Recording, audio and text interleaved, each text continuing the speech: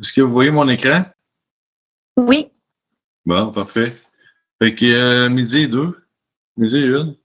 Sam, je vais te laisser admettre les autres. Là. On est quand même, il y en avait 40 d'inscrits, fait que c'est quand même un beau public. Mais merci de vous intéresser aux lignes. Je trouve que c'est une bonne décision. De le faire plus avec ce qu'on a. Fait que, tu sais, juste pour ceux qui n'étaient pas là, le dernier webinaire, ben c'est ça, moi, là, c'est Hugo Poulain, je suis ingénieur industriel, ça fait 21 ans là, que j'implante le système Lean, le système Toyota. Impliqué dans des projets en Europe, en Asie. On n'est pas, c'est complètement différent. En passant en Asie, je parle encore avec eux autres, puis c'est tranquille, hein, les Américains puis les Européens, puis ils passent plus de commandes en Asie du Sud-Est. Fait que puis en Europe, la récession est bien installée. Fait que c'est une petite parenthèse. Développeur, j'ai développé plusieurs formations en collaboration avec le ministère de l'Économie. C'est moi qui enseigne l'amélioration continue pour le ministère de l'Économie aussi. Puis on est nouvellement partenaire officiel de Mike Ozeus, l'auteur du Toyota Way. Juste pour, je passe rapidement là-dessus aussi. Pourquoi que le système Toyota a été investigué à travers le monde, le MIT, les universités du Brésil, c'est qu'il faisait 8,3 fois plus d'argent que les autres. Puis, ils ne se battaient pas contre des deux de pique, là, GM puis Ford, puis c'est quand même pas à négliger. Puis, ils sont beaucoup démarqués aussi par le programme qualité. Développer des chars en 12 mois versus 24 à 36 mois. Puis, c'est sûr, ils ont réussi à rentrer dans le marché américain. Fait que c'est sûr, l'amélioration continue, c'est pas un projet, je le relis, là, mais c'est pas un projet, c'est pas un outil d'amélioration. Ça remplace pas les projets d'innovation. Faut continuer d'innover.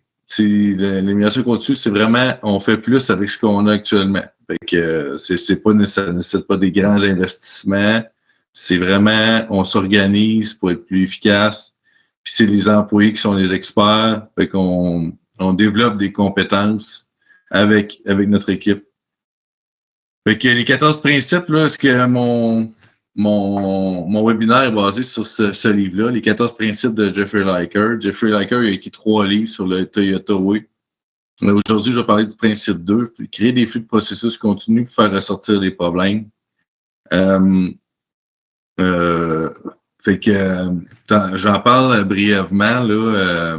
Mike Ozeus, ça, c'est le deuxième livre que Jeffrey Liker a écrit avec Mike Ozeus pour vraiment parler de la partie RH, développement des compétences, rétention. Je suis allé dernièrement visiter Toyota. J'avais travaillé, moi, en 2001 chez Toyota à Waterville. Puis, je suis allé visiter en juin. Il sort un char à minute. Puis, tu sais, c'est quand même très custom. Chaque char est peinturé avant d'embarquer sa ligne. Fait que, il faut que tu ajoutes 18 500 pièces par auto. Puis, il faut pas que tu aies graphing, faut pas que tu fasses quelque chose, un job impeccable. Parce que sinon, faut retourner à l'usine. Fait que, c'est vraiment, là, ça, si vous voulez aller visiter, là, vivre les 14 principes en action, là, Mike Ozeus, c'est vraiment une super formation, là. C'est pas quelque chose de très dispendieux, là, c'est 3500 US. Ça dure 3 jours. Puis tu vois l'usine, tu vois Mike a été coaché par des Japonais, là, lui. Fait que Luc Berthold il est allé, puis il dit qu'il a changé sa vie. Puis Marcel Letourneau aussi. C'est vraiment. Moi, j'ai adoré ça, là. Une autre parenthèse aussi, ceux qui sont intéressés par le Lean, l'American Society for Quality, là, c'est un organisme à but non lucratif. Il y a 21 000 membres, puis il y a beaucoup de références à la qualité là, dans ce groupe-là. Fait que c'est une petite parenthèse. Je reviens sur mon premier principe, prendre des décisions de gestion en s'appuyant sur une philosophie à long terme, même au détriment d'objectifs financiers à court terme. Accepter les conséquences financières à court terme, Avoir un objectif qui dépasse cette décision à court terme. Fait que, tu sais, des fois, on a une vision, mais ça n'arrive pas exactement comme on veut. Il faut toujours rester sur c'est où l'étoile polaire, là? La direction est là, c'est l'étoile polaire. Même si il arrive quelque chose, ben on reste focus sur notre vision. Réinvestir les profits pour l'avenir, comprendre sa position dans l'historique de l'entreprise et amener celle-ci à un niveau supérieur, puis générer une valeur pour le client, la société et l'économie. Ça, c'est un point super important de Toyota. L'implication des entreprises en société. C'est beaucoup plus important au Japon qu'ici en Amérique du Nord. Fait que l'importance de contribuer puis d'amener quelque chose de positif à la société, ça fait partie des valeurs de Toyota. Contribuer à la croissance économique, être responsable et produire une valeur ajoutée, face à un ralentissement temporaire, éviter de mettre à pied ses employés et en profiter pour améliorer leurs compétences par de la formation. Fait que actuellement, là, je pense qu'on va le vivre, ou il y en a qui ont commencé à le vivre. En tout cas, moi, dans mes clients, là, il y en a plusieurs qui ont commencé, qui sentent que ça va ralentir ou que ça commence à ralentir. Fait que regarde, c'est le meilleur moment pour justement développer des compétences, puis rester lean jusqu'à temps que ça redécolle, puis on va être prêt, on va avoir une équipe bien rodée, qui connaît ses processus, puis qui est prête à livrer. Générer des profits, mais comprendre qu'il existe différentes façons de gagner rapidement beaucoup d'argent.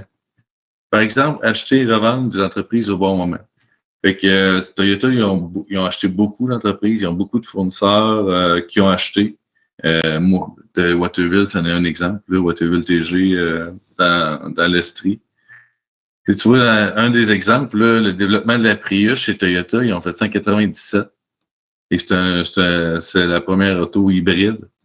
Puis justement, il y avait un grand ralentissement.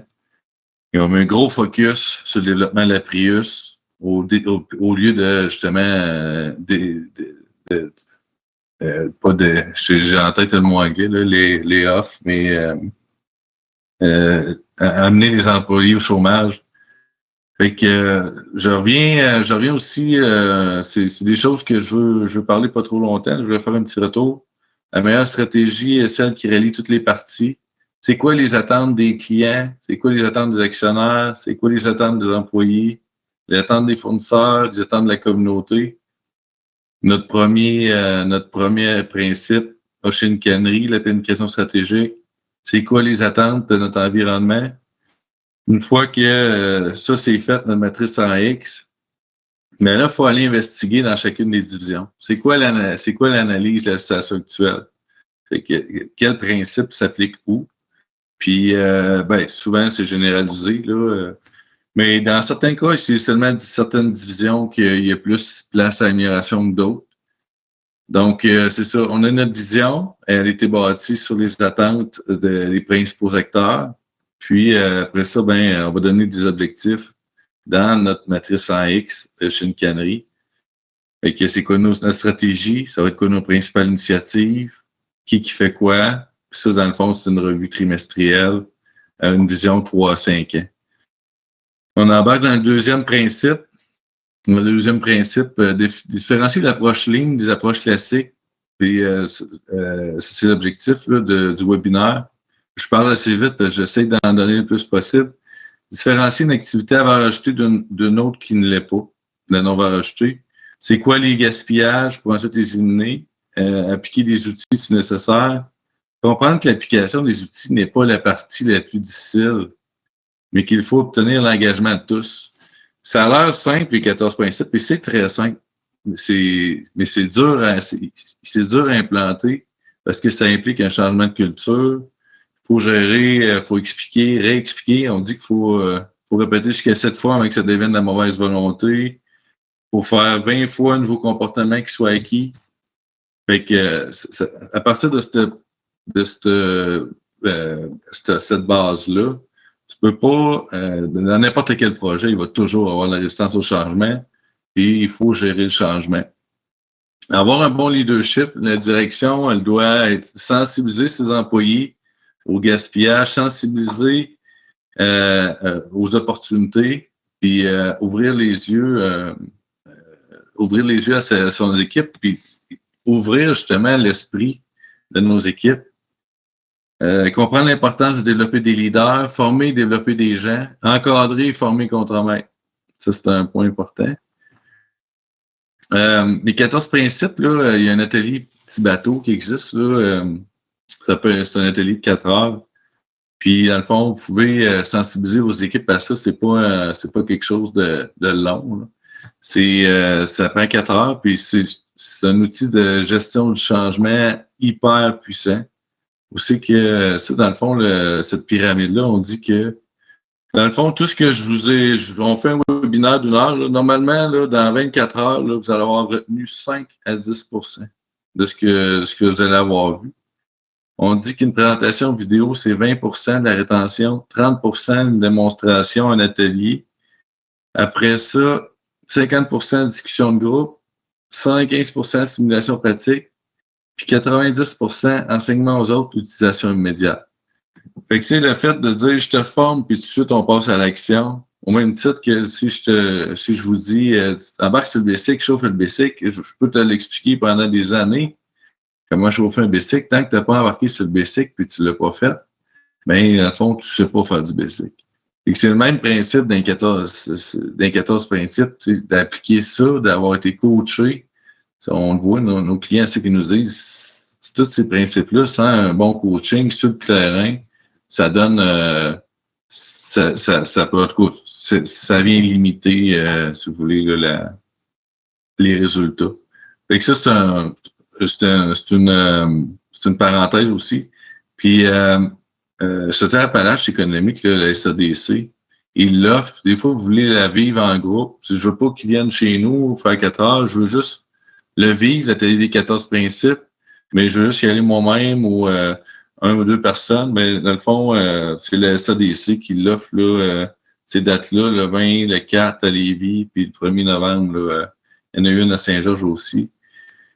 Fait que, puis un autre tout là, qui est vraiment intéressant, c'est intégrer et optimiser le taux de rendement global. Fait que ça, c'est le taux de rendement global, c'est vraiment optimiser machine. On dit que chez Cascade, gagner 1% de TRG, c'est 2 millions de gains par année. Fait que Fait que je reviens sur mon système de production Toyota. On parle toujours de la valeur ajoutée et de la non-valeur ajoutée. J'ai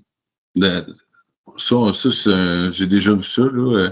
5 de valeur ajoutée. Quand on se met à regarder le travail, on est avec un œil externe, des fois on se rend compte que l'employé, il n'y a pas ses outils, il n'y a pas l'information, il n'y a pas la formation, il n'y a pas son stock.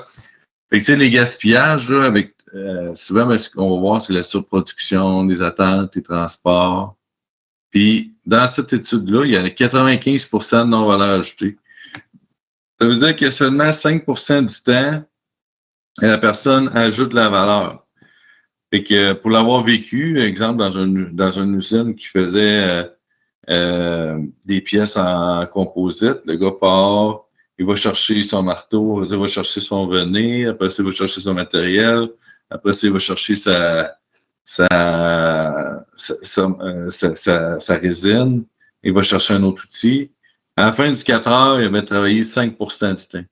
Ça veut dire que 95 du temps, il cherchait, il déplaçait, puis il n'ajoutait pas de valeur. Fait que ce principe-là, là, ça s'applique aussi dans les services. Des fois, on va aller dans un hôpital, on va voir la personne, on voit des infirmières qui courent à gauche pas à droite, qui se déplacent. Est-ce que, ou bien non, ça peut être aussi dans n'importe quel service. Tu sais, un service de café, le gars ou la fille, il se déplace tout le temps à gauche pas à droite, mais quel pourcentage du temps qu'il est en train de faire du café? Ou quel pourcentage du temps qui est en train de se déplacer? Ben, des fois, on le voit, puis des fois, ceux qui remarquent ça peut être... C'est juste l'organisation, mais c'est pas naturel pour tout le monde de dire, moi, je vais faire de la valeur ajoutée. Je me questionne si actuellement, je suis en valeur ajoutée. Et qu'est-ce qui ajoute de la valeur? Dans l'exemple, dans une maison d'enseignement, ben, le client, qu'est-ce qu'il paye pour? C'est pour recevoir une formation. Dans un un hôpital, ben, un client, qu'est-ce qu'il paye pour? C'est pour se faire soigner. Et que quel pourcentage du temps que l'infirmière est en train de soigner un patient, c'est surprenant. Des fois, ça peut être très faible. La même chose, puis ça s'applique aussi, j'en ai fait avec des médecins, puis quel pourcentage que le médecin est en train de soigner un patient du temps, ben, des fois, on peut constater que c'est en bas de 50%. C'est juste l'organisation de la rédaction, puis on se rend compte que le docteur ne le soigne pas. Il est en train de faire de l'administration, du déplacement, puis il cherche ses outils, il cherche l'information. Fait que le deuxième principe, c'est vraiment là, tu sais, on va faire étape par étape, aller chercher on va faire un 5, tu sais, on compare au baseball, là, faire des 2-3 hits par jour. Ben, si on fait 2-3 actions d'amélioration par jour, ben, c'est le principe qu'on va aller tranquillement, on va s'améliorer. Puis, ça, c'est mettre en œuvre la ligne, là, ça consiste à ce que toute personne puisse systématiquement déceler puis éliminer tout type de gaspillage.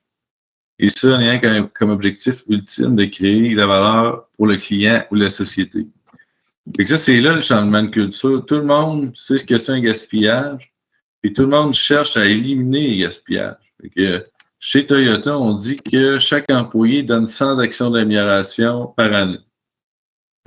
Puis il les compte. Hein. Il y a vraiment un indicateur du nombre d'actions d'amélioration qui a été fait, qui a été mis en place.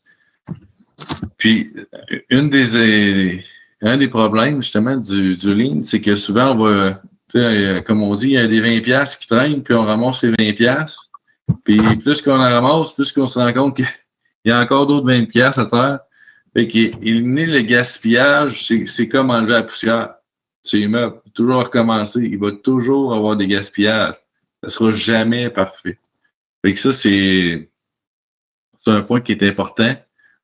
De souligner comment on a progressé à travers les années, puis, mais aussi de garder en tête qu'on peut encore progresser. Et la vision Toyota, là, c'est une citation Fujitsu. Il est possible d'obtenir des brillants résultats de la part des gens ordinaires qui gèrent des brillants procédés.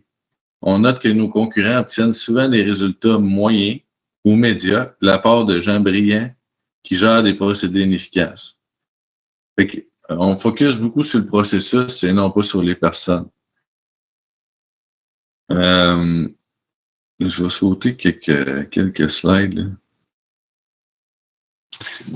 Fait que, comment justement en arriver à qualité totale, puis dire on a une entreprise performante qui gère bien ses coûts, qui a des coûts de matières premières et des coûts de main-d'œuvre très concurrentiels. Même, c'est facile de se benchmarker aussi. Des fois, il y a des benchmarks qui existent pour savoir est-ce que oui ou non, on est compétitif au niveau de nos ratios de main-d'œuvre, au niveau de nos ratios de matières premières.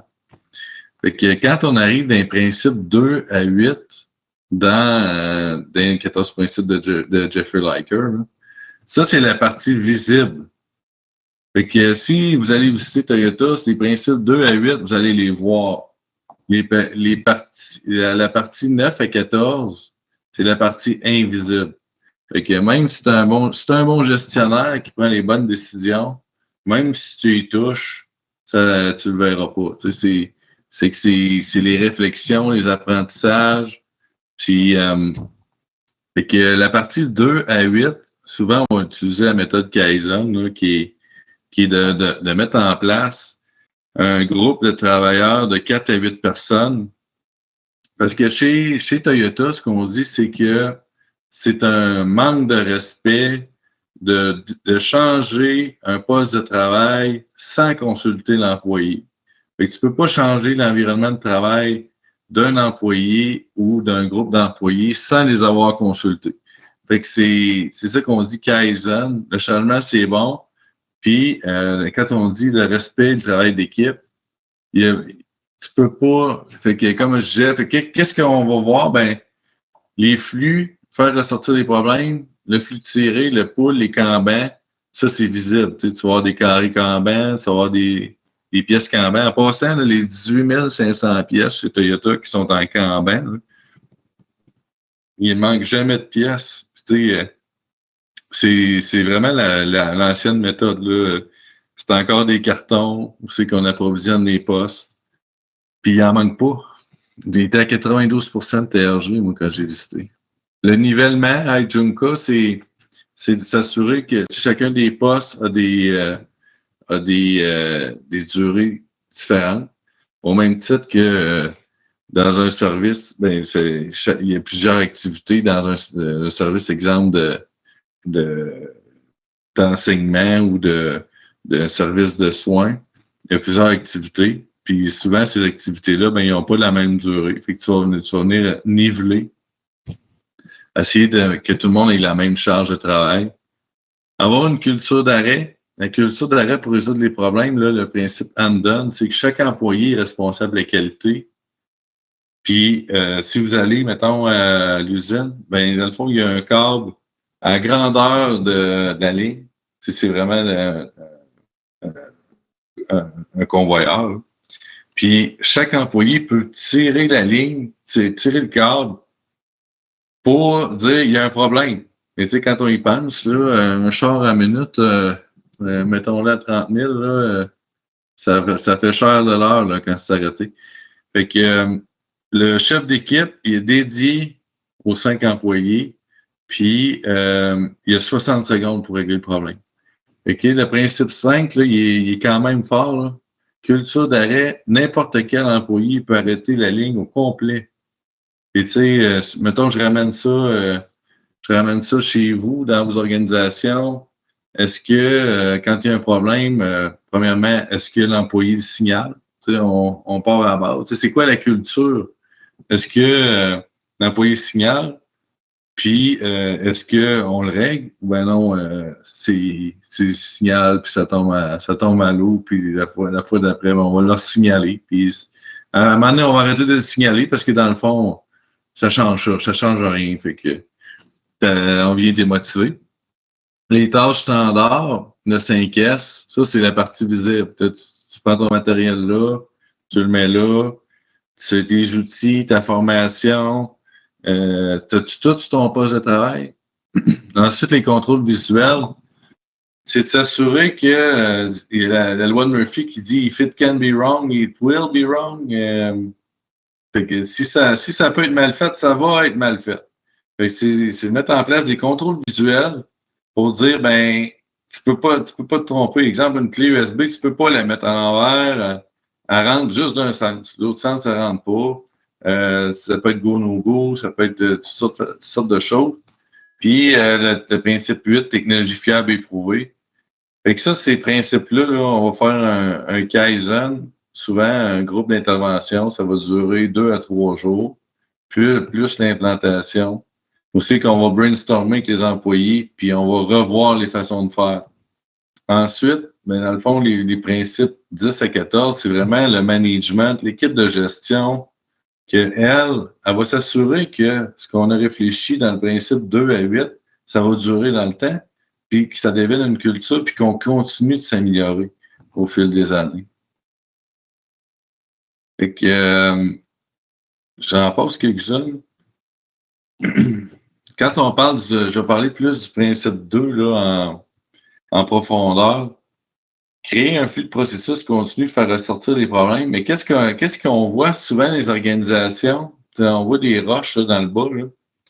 Ben, on a des pannes, de machines ou des pannes électriques ou des pannes, tu sais, même des services, c'est des pannes de machines, dans les hôpitaux, la machine ne marche plus, elle est en panne ou dans une école, ben, tu sais, le projecteur ne marche plus. Ça peut arriver dans n'importe où.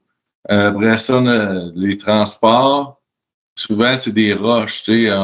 Ben là, on va avoir un délai à cause du transport, on va avoir un délai de livraison, on a de l'absentéisme, on a des problèmes de communication, il y a beaucoup de désordre, on est en flux interrompu, fait que ça sort jamais égal. C'est des dents de scie de la façon que ça sort la production. Puis quand on change de production d'une sorte à une autre, la mise en course est très longue. C'est la même affaire, une mise en course, mettons qu'on a un service, ben il y a un patient qui vient de finir de recevoir, exemple, un service de dialyse. Comment ça prend de temps avant que tu te rendes au prochain patient, puis tu commandes cette dialyse? Fait que ça, c'est une mise en course.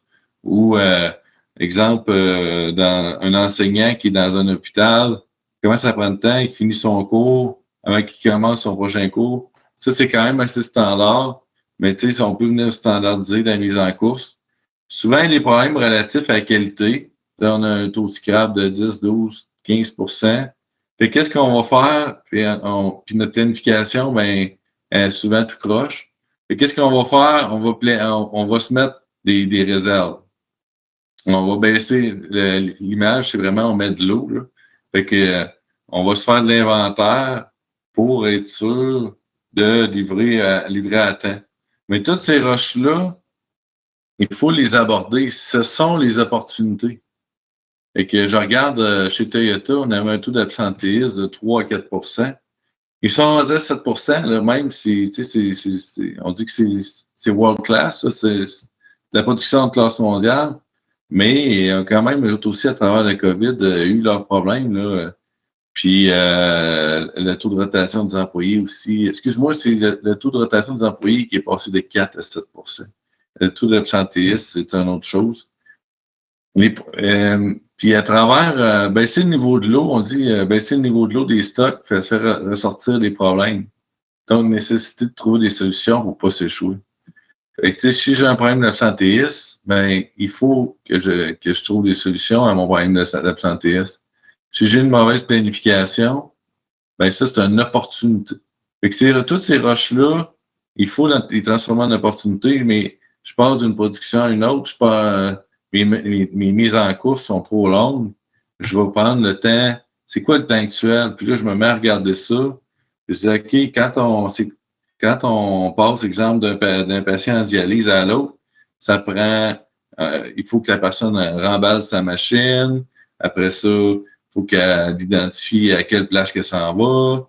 Après ça, il faut qu'elle redéballe sa machine. Puis tout ça. Puis là, quand on se met à absorber ça, ben, ça va, c'est notre roche. On va l'investiguer.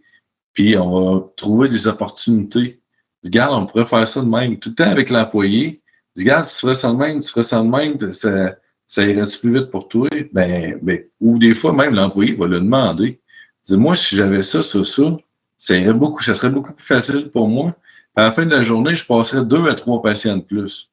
Ah, ben dans le fond, j'ai d'augmenter sa valeur ajoutée. Puis j'ai diminué sa non-valeur ajoutée. Le désordre, ben, tu sais, ça, c'est. Je regarde, mettons, dans une usine aussi que le gars ou la fille, il cherche mettons, une production de bain. Il fait des bains, puis là, il cherche son bain, puis là, il pogne les bains, tasse les bains, OK, c'est lui, le bain que j'ai besoin. Fait que finalement, là, j'ai même vu des cas, là, il y avait des personnes à temps plein pour piler puis dépiler les bains. Là, après ça, essayer de les sortir puis les amener parce que c'était lui qui était prioritaire.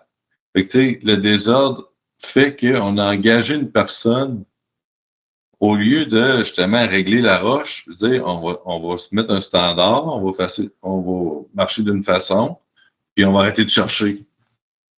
Fait que, fait que quand on se met à aborder ça, ben, justement, on va augmenter le risque. Mais justement, de manquer de stock ou de ne pas livrer. Mais le fait d'investiguer ça, ben, on va, en diminuant nos niveaux de stock, diminuant nos inventaires, parce qu'il y a encore des gens qui produisent sur l'inventaire. Qu'est-ce que Toyota a fait? Les autres, ils se sont mis, même il y avait des chars pas complétés, il restait les stripes à faire, il restait les poignées à poser, il restait les wipers, les essuie-glaces à poser. C'était fait sur le bateau. Tu sais, quand on est en juste à temps, il n'y a aucun char qui n'est pas vendu qui passe sa ligne. Fait que les chars, ils ont toute une couleur, il y a un rose, il y a un bleu, il y a un vert, il est vendu. Fait que je fais pas de stock, je vais pas d'avance, je prends pas d'avance sur mes opérations. Puis ça, ben, qu'est-ce que ça va faire? Ça va faire que je vais avoir une meilleure liquidité. Fait que c'est la même chose dans, exemple, je prends toujours mon cas des hôpitaux. J'essaie de ramener ça au service aussi, là, ou dans un service d'ingénierie, où c'est que le gars, on le regarde, puis là, on fait une étude de valeur ajoutée, il rouvre son dossier, il est incomplet, il le met à côté. Il rouvre l'autre dossier, il est incomplet, il le met à côté. Puis là, des fois, on voit ça 4 heures de temps, il rouvre le dossier, il manque d'informations, il le met à côté. Fait que finalement, il a fait aucune valeur ajoutée. Il a juste ouvert des dossiers puis les fermé parce qu'il manquait d'informations. Puis là, quand on se met à investiguer ça, on se dit, regarde, on pourrait travailler en équipe. Quand il y a un dossier qui est complet, on va travailler les 4 dessus au lieu d'avoir chacun notre dossier. Fait que oui, c'est des gains de productivité, ça part de l'implication des employés, mais aussi du travail d'équipe. Fait que, puis on part tout le temps d'un principe, si vous ne voulez pas changer vos façons de faire, vous n'aurez pas de résultats différents. Fait que c'est l'engagement, la volonté de la direction de dire oui, on est prêt à vous entendre, à faire des changements, puis à travailler en équipe. Fait que dans le cas ici, dans l'exemple, revoir le procédé de fabrication afin de créer un flux de production ou d'information de haute valeur ajoutée où les délais et les temps morts sont presque nuls. Ça, c'est vraiment là, le gros du gain. Délais, temps morts sont nuls. Tu n'es jamais en attente après un patient, après un employé, après ton contremaître, après ton boss, après avoir toute l'information. Puis souvent, qu'est-ce que j'ai quand je fais un coaching avec ma gang? Ça, c'est à tous les niveaux, là. Que tu sois PDG ou contremaître. Est-ce que ton équipe a soif? Tes gars, là, quand tu vas ils ont tout, ou tes filles, ils ont tout leur stock, ils ont tout leur outil, ils ont toute l'information, puis ils ont toute la formation pour le faire. Fait que chacun des postes de travail, c'est ça qu'on devrait avoir. Stock, outils, information, formation. Fait que j'ai pas besoin de courir après personne, j'ai tout ce qu'il me faut sur le poste, je peux faire de la valeur ajoutée. Créer un flux de production d'informations en liant les procédés, les individus. C'est ça, dans le fond, on appelle ça la cartographie des processus. Aussi qu'on va venir regarder dans le département, dans la division, c'est quoi le processus. Puis là, puis souvent, quand on fait cet atelier-là, là, pour ceux qui en ont déjà fait, on se rend compte qu'on ne fait pas beaucoup de valeur ajoutée. Ça prend du temps avant qu'on arrive à la première valeur ajoutée. Puis ça ouvre les yeux aussi, ça conscientise les gens. C'est quoi de la valeur ajoutée, c'est quoi de la non-valeur ajoutée. Puis ça leur donne un regard critique. Faire la création du flux, un élément culturel de l'organisation. Cela, c'est la clé d'un véritable processus d'amélioration continue. Rendre le flux de production semblable à une rivière qui coule doucement. Ça, c'est vraiment là, l'image de ce principe-là. C'est la rivière. La rivière, à ce qu'elle coule, et si on voit le matériel ou les services chez vous, est-ce que ça coule ou ben non, on est toujours en arrêt, on recommence, on arrête, on recommence, on recommence. Puis, est-ce que c'est main à main? Puis, résoudre les temps d'attente ou entre la commande du client et la livraison du produit ou du service. Fait que ça, c'est une belle image et tout. Vous appelez les pompiers, puis ils sont pas organisés. Fait que tu vois le flux en haut, là, eux autres, là, ça va pas bien. Là. Flux inexistant. Fait qu'ils sont loin d'être main à main. Il y en a 2 qui sont rentrés dedans. L'autre ne sait pas aussi prendre son eau. Il a fait le tour. Puis finalement, le nombre de chaudières d'eau qui vont aller sur le feu, là, ben, c'est pas beaucoup en haut. Là. Puis, tandis qu'en bas, ils sont organisés. Ils ont fait une cartographie des processus. Ils ont éliminé leur gaspillage. Ils sont main à main. Cloud. Regardez le service. Puis ça, ils sont tous payés le même prix, là. Mettons 20$ à l'heure ou 30$ à l'heure ou peu importe. Mais regardez la valeur ajoutée en bas. Ça va être quoi la qualité du service ou du produit à la fin de la journée? Ceux-là en bas, là, vont en avoir fait peut-être 10 ou 15 ou 20 fois plus que ceux en haut. Ils sont tous payés le même prix, là. Tu sais, c'est juste l'organisation du travail. Puis, il y a toujours place à amélioration. Mais c'est sûr que si je mesure la valeur ajoutée ici, la valeur ajoutée d'un service de pompier, c'est d'éteindre des feux. Fait que c'est dans le cas ici, on va dire que c'est juste l'eau. Il y a d'autres façons d'éteindre. Il y a d'autres façons d'éteindre un feu. Là. En tout cas, je ne suis pas expert pompier, là, mais en tout cas, je pense pas qu'il lance tout le temps de l'eau. Là. En tout cas, je peux me tromper. Fait que, tu sais, fait que c'est dans ce cas-là, moi, je peux vous dire que en tant que consommateur, en tant que client, parce que c'est toujours ça, j'aimerais mieux engager l'entreprise en bas que l'entreprise en haut. Je vais avoir un super service, puis j'ai plus de chances d'avoir encore une maison de main. Et tu sais, si on ramène ça, ça peut être la même affaire d'un hôpital. Puis tu sais, d'un hôpital à l'autre, ça change. Là. C'est pas tout, ils n'ont pas tous le même niveau de service, la même qualité de service. C'est pareil d'une école ou d'un service d'ingénierie ou c'est juste l'organisation.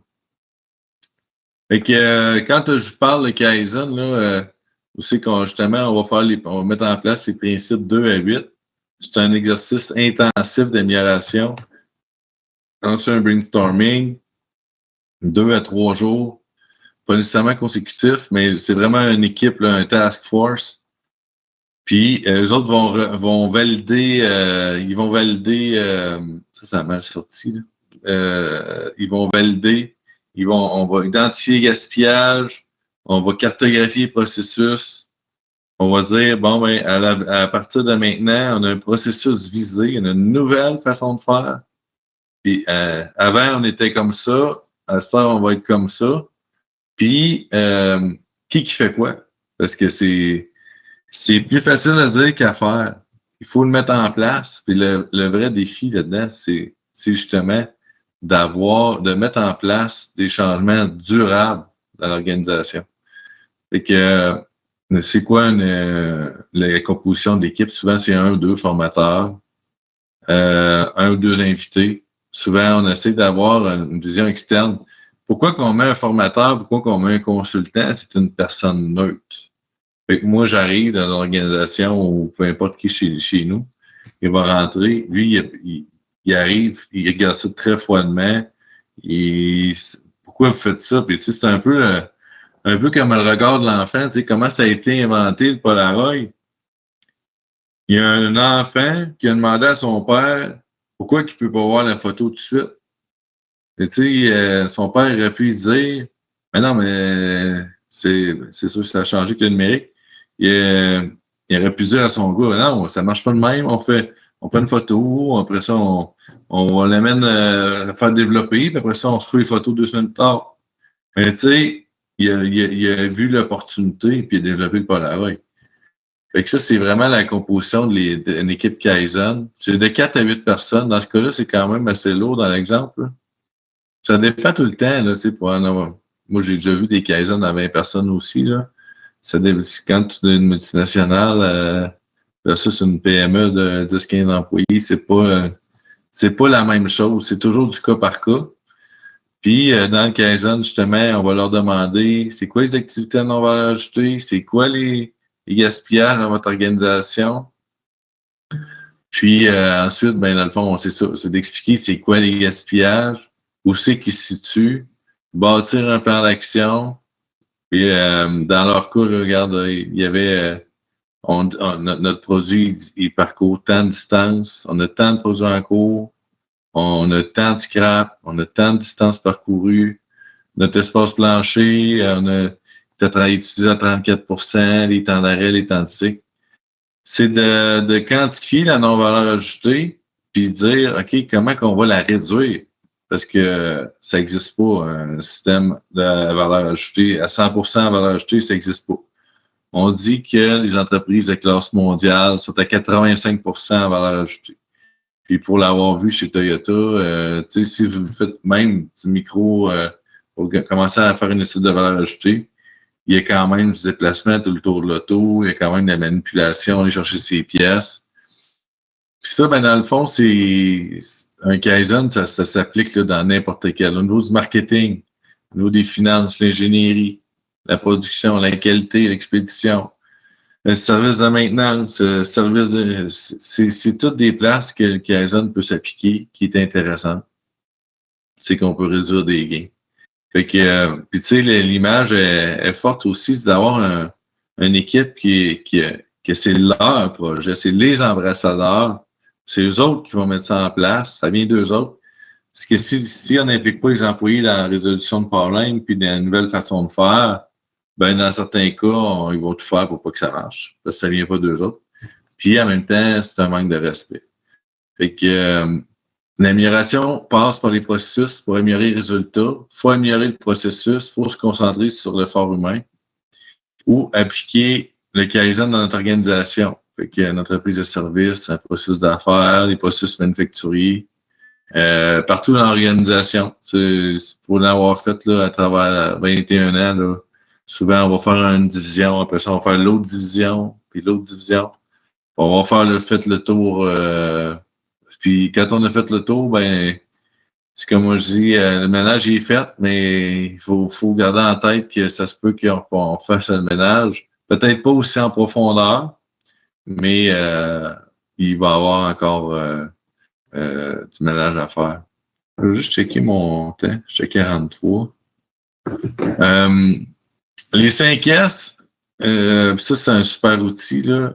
S'organiser quand on construit un environnement de travail propre, sécuritaire, efficace et fonctionnel, régi par des règles simples et visuelles. Et tu sais, quand on voit une usine comme ça qui est propre, qui scintille, ben c'est plus intéressant. Puis le premier S, c'est s'organiser, se situer, scintiller, standardiser, suivre. Il y en a deux qui sont rajoutés.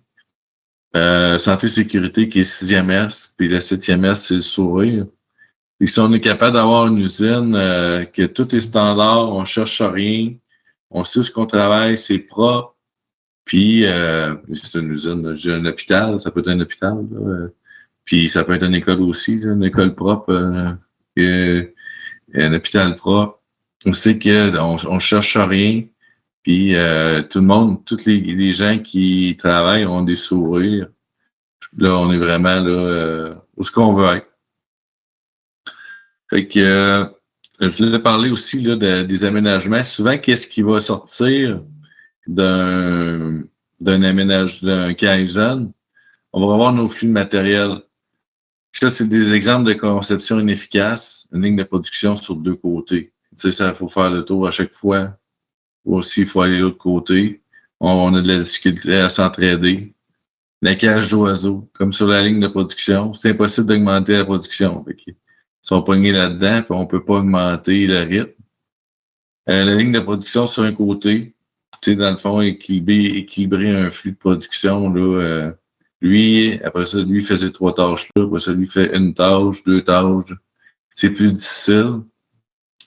Qu'est-ce qu'on voit, là, des aménagements, des exemples de cellules de travail performant? Tu sais, on le voit dans les restaurants, tu vois, au McDo, c'est une cellule. Il a tout à portée de main, il fait de la valeur ajoutée, tu sais, ou n'importe au Starbucks, ou vous allez voir, tu sais, tout ça a été réfléchi, la conception du service de café ou la conception du service de repas. Fait que dans ce cas-là, regarde, c'est tout est à portée de main. Ça fait l'étape 1, 2, 3, ça va au client. Ou ben non, regarde, dans ce cas-là, il y a un service là, puis il y a un service là, ou il y a un produit là, puis un produit là. Fait que c'est des postes très efficaces.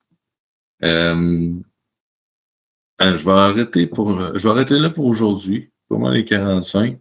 Je vais laisser une petite période de questions. Je ne sais pas si il y en a qui avaient des questions. Gênez-vous pas.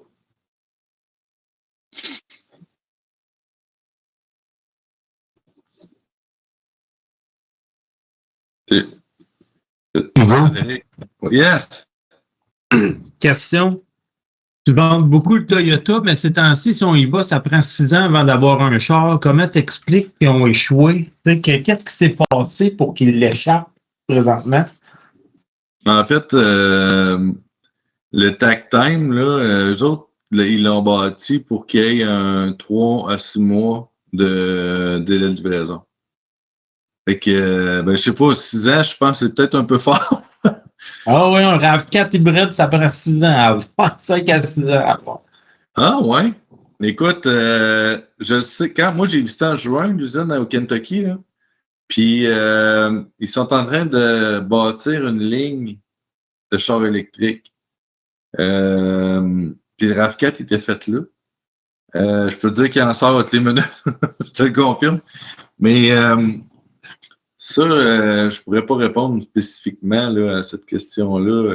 Il y a un takt time, il y a un char, puis il y a plusieurs usines. Là. Moi, j'ai celle au Kentucky. Là. Est-ce qu'il manque de capacité? C'est la demande, je pense. Ouais, probablement dans la chaîne d'approvisionnement, il manque de stock. Si je me fie, peut-être que j'ai un autre client qui est un petit peu dans le même style. Là. Il sort une remorque à toutes les 2h20. Puis, et s'il manque de stock, il est incomplet, il l'envoie dans le cours, puis ils vont attendre la pièce, ils vont la poser plus tard. Pas plus tard qu'hier, j'ai touché un client, puis il doit avoir, je sais pas combien de produits finis dans la cour, puis il manque des moteurs, c'est des moteurs Cummins. Et il manque de moteurs, mais tu sais, c'est tout du cash flow qui dort dans la cour. Fait que j'ai l'impression que c'est réglé en partie la chaîne d'approvisionnement. Là. Est-ce que tu vas nous envoyer ton PowerPoint après? Ouais, envoyez-moi ceux qui veulent l'avoir, envoyez-moi un email. Parfait. Merci, Hugo. Hey, ça fait plaisir. Merci d'avoir été là. Merci. Je sais pas s'il y a d'autres questions.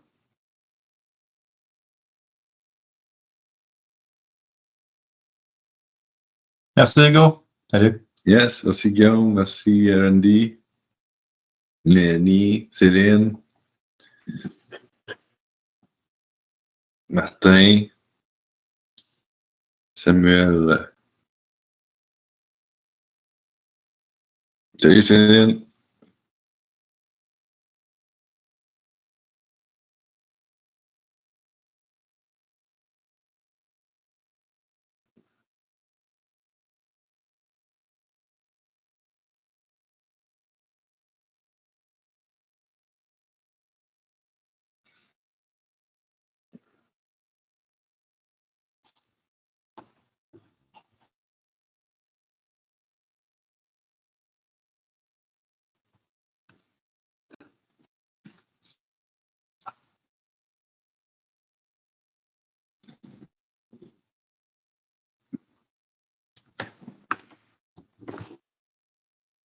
Salut. Salut, Je t'ai envoyé un petit message, ça va? OK. Dans le chat ou dans... Non, email. OK. C'est bon? C'est bon, Parfait. je vais te répondre.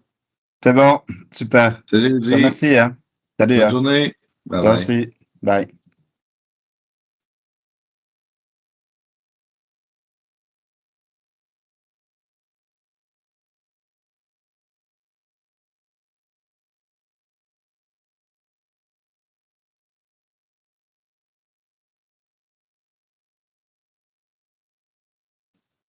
Maryse.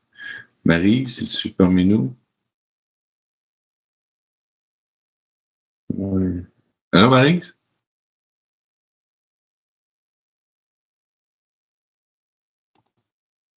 Ben, fais ça, hein? T'es encore là?